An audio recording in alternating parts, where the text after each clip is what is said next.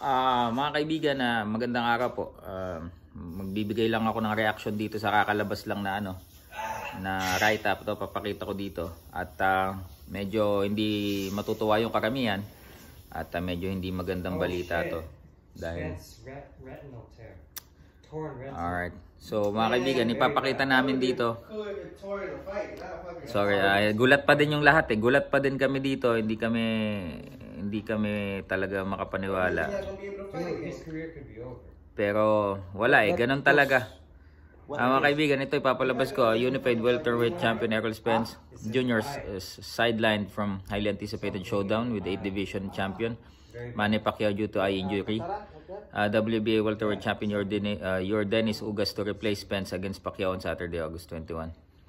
At ito na nga, kakasagap lang din na balita na this is regarding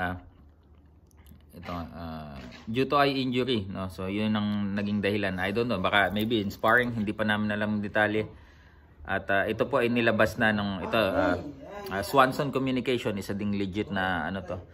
At kanina pa yun, yung mga bosses natin ay hindi naman natin alam kung ano yung kanilang pinoproblema. So malamang ito yon.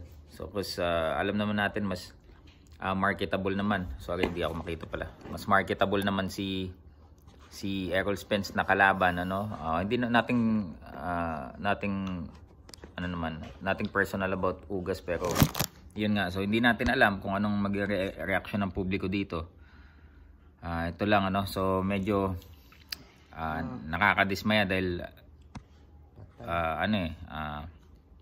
pero wala, eye injury, hindi po to alangan namang lumaban ka na alangan namang lumaban na yung retina mo may injury.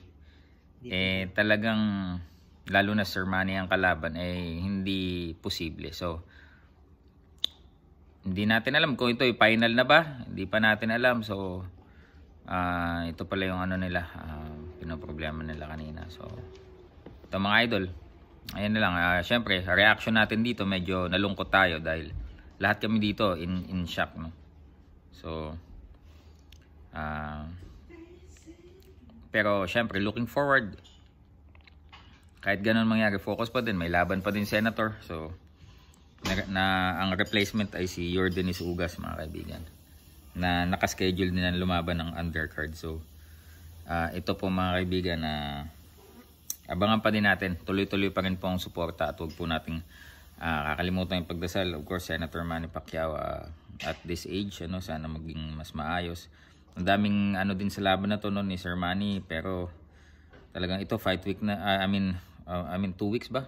2 weeks before the fight, ganito pa. So anyway, we're still hoping for any updates kung ano man mangyari, kung kaya pa bang mahabol or but we will let you know, no? At medyo lang, bigla kami lahat dito mga idol, nabigla kami lahat.